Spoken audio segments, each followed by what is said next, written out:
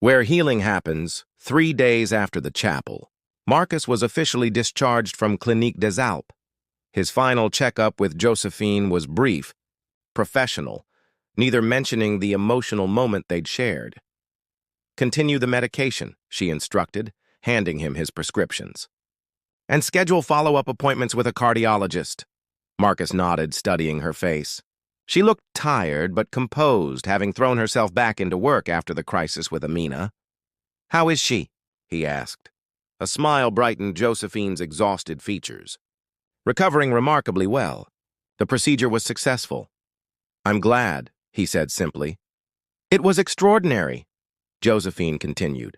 "The specialist from Boston suddenly became available.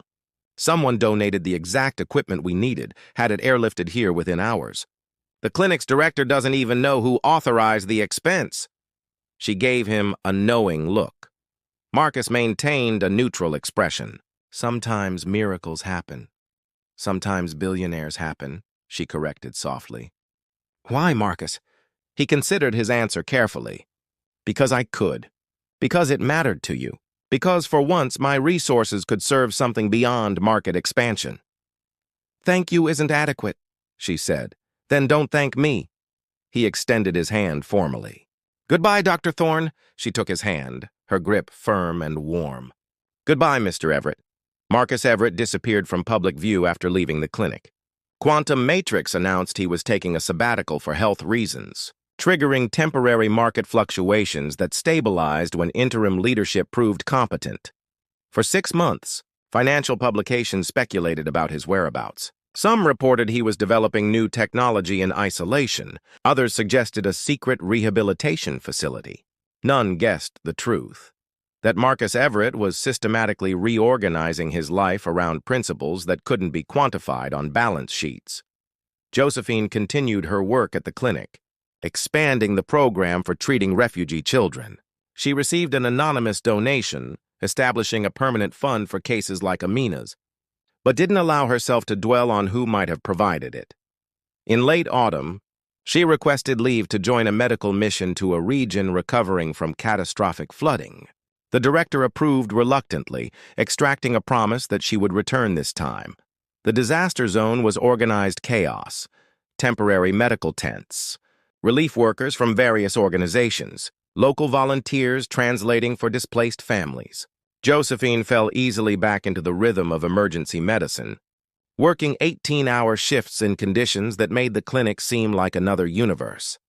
On her 3rd day, she was summoned to the main coordination tent to consult on a difficult case. Pushing through the flap, she stopped abruptly at the sight of a familiar figure studying logistics maps with local officials. Marcus wore simple clothes appropriate for field work, his expensive watch replaced by a utilitarian model, his formerly perfect haircut grown slightly longer. He looked up, unsurprised by her arrival.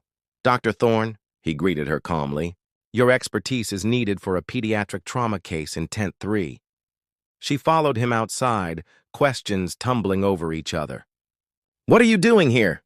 How did you know I would be here? Why?" "I've been funding relief infrastructure in vulnerable regions," he explained, walking briskly. "My foundation coordinates with medical teams to ensure resources reach those who need them most." "Your foundation?" she repeated incredulously. "Since when do you have a foundation?" "Since I reorganized my priorities." He stopped, turning to face her. "You asked me once what drives someone to achieve what I have. I gave you a partial answer." Around them, the camp hummed with activity, doctors and nurses tending patients, families seeking news of loved ones, volunteers distributing supplies. Life in its rawest form, stripped of pretension. Control was only part of it, Marcus continued. The deeper truth is that I built an empire because I thought it would fill the emptiness. It didn't. Nothing did. Until that moment in the chapel when I finally understood what you already knew. Which is, Josephine asked softly, that real power isn't in isolation. It's in connection, in feeling someone else's pain and doing something about it. His eyes held hers steadily. You showed me that, Josephine. A medical alert sounded, breaking the moment. Josephine's training kicked in automatically as she turned toward the emergency. We need to go, she said. Marcus nodded.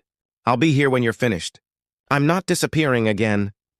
Hours later, after stabilizing the injured child, Josephine found Marcus helping distribute supplies. They walked together through the quieting camp as evening fell. "Why here?" she finally asked. "Why now?" "Because this is where healing happens," he answered simply. "And because I wanted to be near you."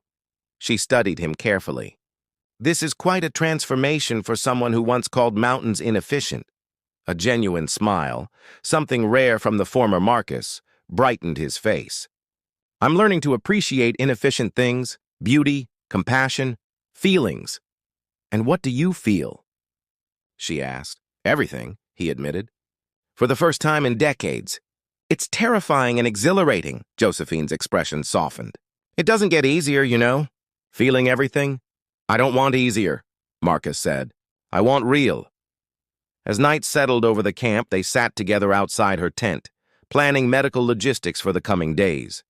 Their shoulders touched occasionally, neither pulling away.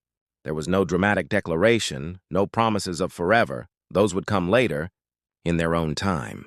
For now, it was enough that Marcus Everett, who had once built walls of wealth and achievement to protect himself from pain, had learned that the heart's greatest strength lies in its willingness to break, not just for itself, but for others. And Josephine Thorne, who had spent years healing everyone but herself, discovered that sometimes the most unexpected people bring exactly the medicine we need.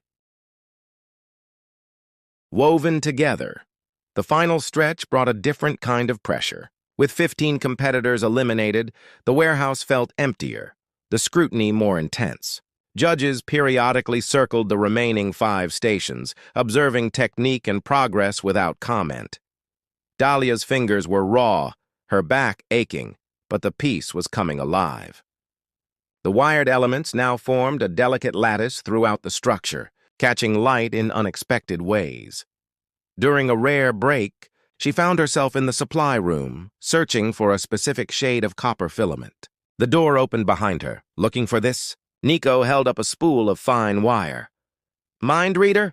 she said, reaching for it. Their fingers brushed. Nico didn't immediately pull away. "I shouldn't be helping you," he said quietly. "Is that what this is? Help? What would you call it?" Dahlia considered. "Recognition, maybe." Something shifted in his expression. "Yes, that's it exactly." The moment stretched between them, taut with possibility, until voices approached and they stepped apart. Nico slipped the wire into her palm and disappeared through a side door. Back at her station, Dahlia worked with renewed focus, incorporating the copper filament into a series of cascading panels. As the piece evolved, so did her confidence.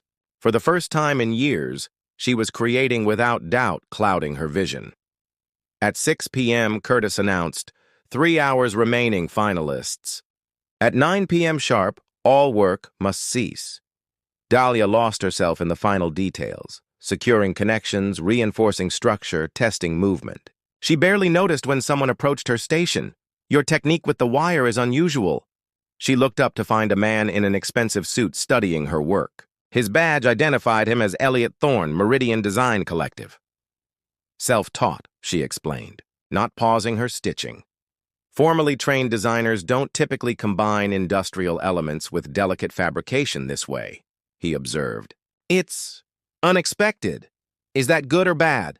she asked for the second time in 2 days. "That depends on whether you're interested in commercial applications." He handed her a business card. "Regardless of tonight's outcome, I'd like to see your portfolio." Dahlia stared at the card. "I don't exactly have a conventional portfolio." Even better. Thorne moved on to the next station. At precisely 9 p.m., the final bell rang. Dahlia stepped back from her creation, simultaneously exhausted and exhilarated. The piece stood complete. A garment that was also a story, a transformation captured in fabric and wire.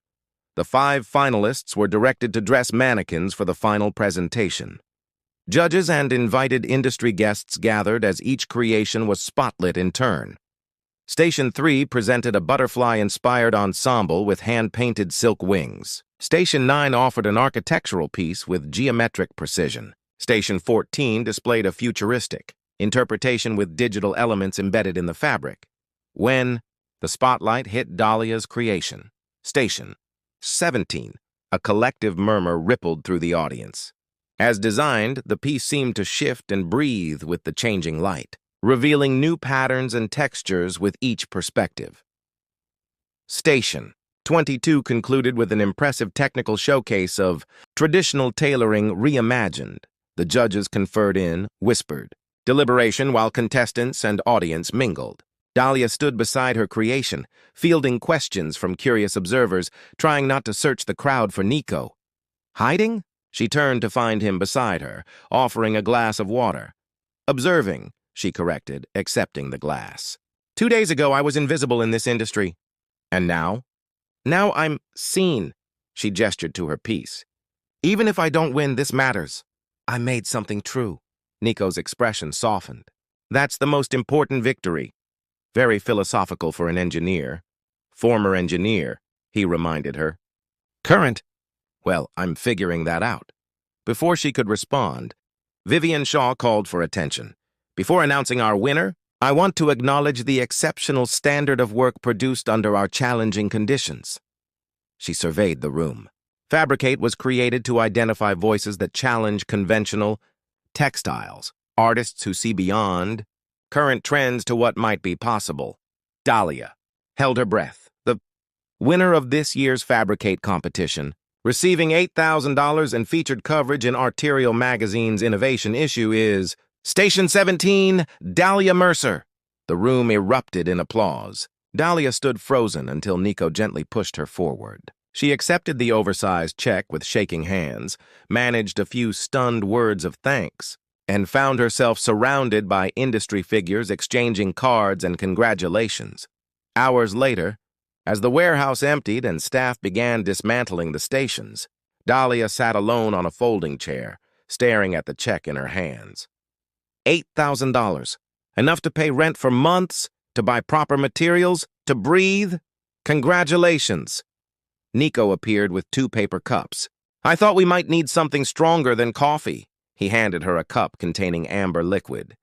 Is this allowed? She asked, accepting it. Competition's over. Rules don't apply anymore. He sat beside her. So what's next for the winner of Fabricate? Honestly, I have no idea. Dahlia sipped the whiskey, welcoming its warmth. 3 days ago, I was planning my surrender. Now you have options. What about you? What's next when this setup is dismantled? Nico swirled his drink. Another event next month. Art installation in Pilsen, and that's enough? Moving from project to project? It's a kind of freedom. He paused. But lately I've been thinking about putting down roots. Finding something more permanent. Their eyes met. And Dahlia felt the same electric possibility from their earlier encounter in the supply room. I should help with cleanup, Nico said, but didn't move. I should get my piece home safely, Dahlia replied, equally stationary. Neither moved until Curtis called for Nico from across the warehouse. With obvious reluctance, he stood. Dahlia Mercer, he said, as if committing her name to memory. Will I see you again? Chicago's a small city for people like us, she answered.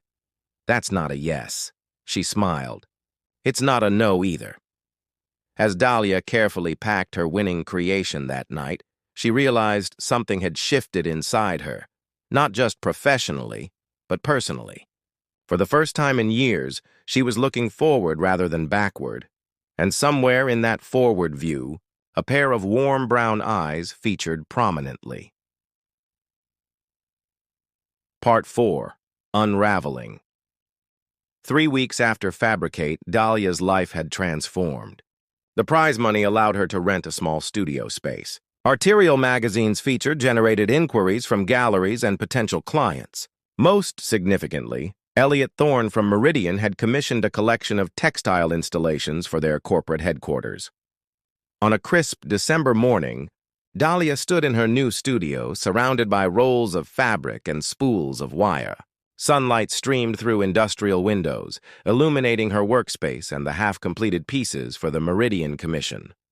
Her phone chimed with a text from an unknown number. Coffee at Horizon? Noon today? Nico. She stared at the screen, a smile spreading across her face. Since the competition, they'd exchanged a few messages, but both had been busy, she with her sudden professional momentum, he with dismantling Fabricate and setting up a new installation. "See you there?" she replied. Horizon Cafe occupied the ground floor of a converted factory building. Dahlia arrived to find Nico already waiting, a portfolio case leaning against his chair.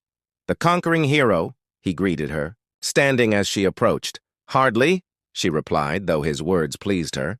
"Just busy. The arterial feature opened some doors. I saw it. They captured your work beautifully. They ordered coffee and fell into easy conversation." Nico described his current project, an interactive light installation at the Cultural Center. Dahlia shared her progress on the Meridian Commission. "Actually," she said, "I've been meaning to thank you. Your coffee deliveries during the competition kept me functioning." "Professional courtesy," he insisted, though his smile suggested otherwise. "And the tension adjustment on my machine, also professional courtesy?" "Absolutely. Couldn't have a competitor working with faulty equipment." "And the special wire you found me?" Nico's expression grew serious. "That might have crossed a line. I'm glad it did," Dahlia said softly.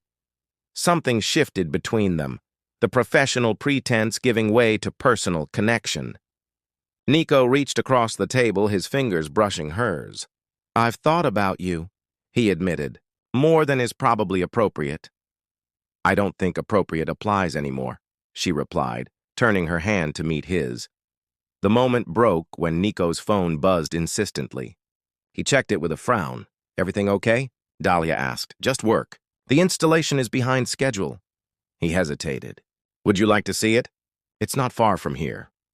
They walked the 6 blocks to the Cultural Center, their conversation flowing naturally from art to architecture to shared experiences of creative struggle. Inside the center's main gallery, Nico led her to a vast space where technicians worked on a complex arrangement of light panels and reflective surfaces.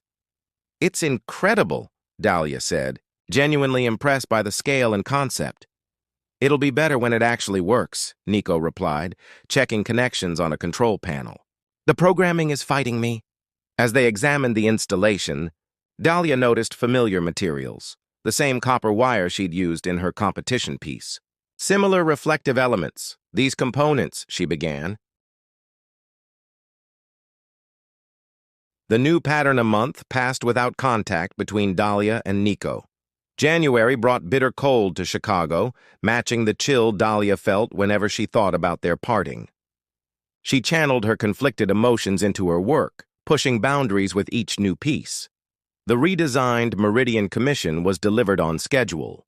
Elliot Thorne's response was immediate and enthusiastic. "This exceeds everything we discussed. When can you start on a second collection?" Validation came from other quarters, too. A small gallery in Wicker Park offered her a solo exhibition. A design studio requested a consultation about incorporating her textile techniques into their furniture line. Outwardly, Dahlia was succeeding beyond her expectations. Inwardly, each achievement raised the same question. Would this have happened without Nico's initial intervention? On a snowy afternoon, Dahlia stood in the Wicker Park gallery directing the installation of her exhibition. Her phone buzzed with a text from Curtis, the Fabricate coordinator. "Opening reception tonight at Cultural Center.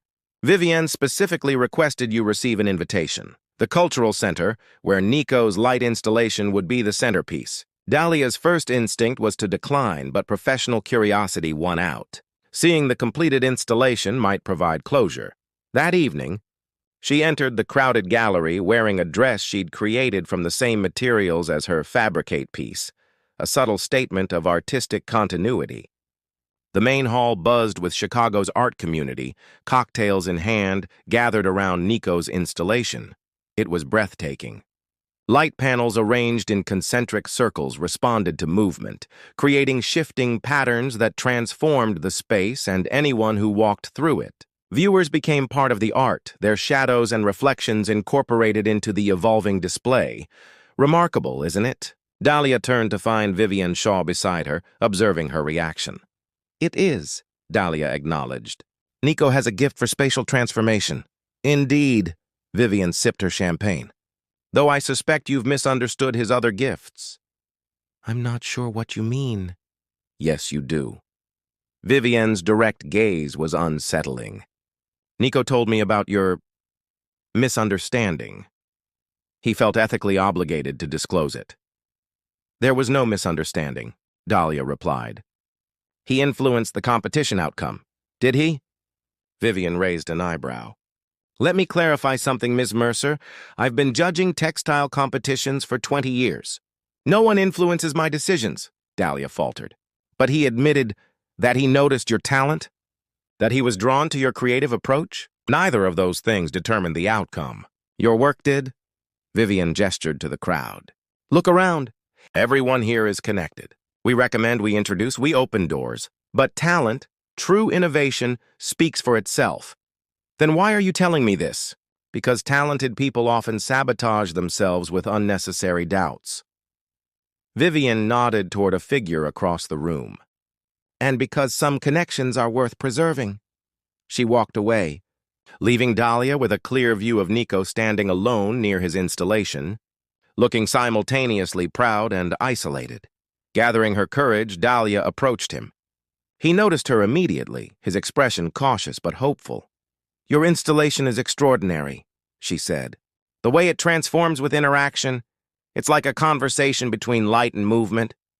Thank you. His voice was formal.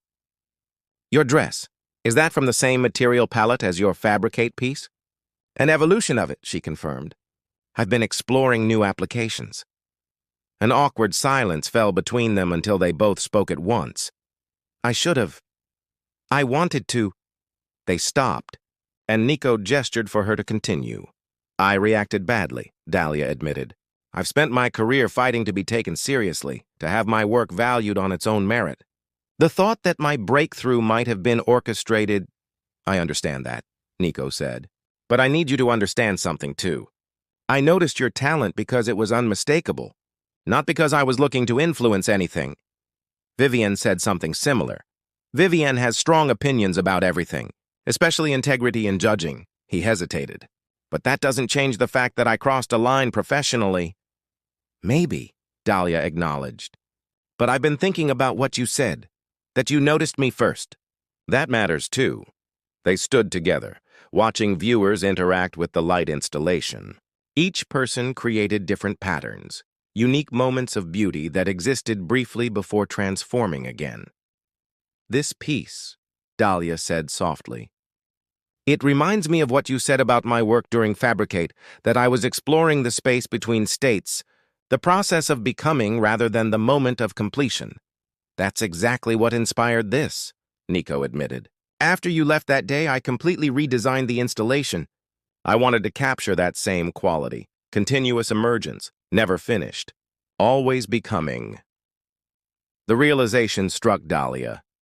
Just as she had channeled her complex feelings into her redesigned commission, Nico had transformed his installation in response to their connection and subsequent rift. We influenced each other, she said.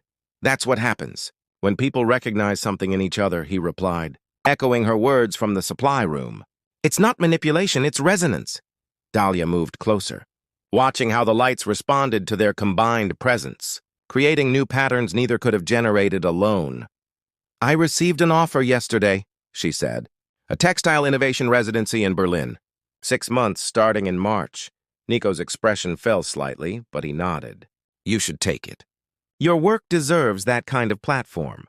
I'm going to, she confirmed.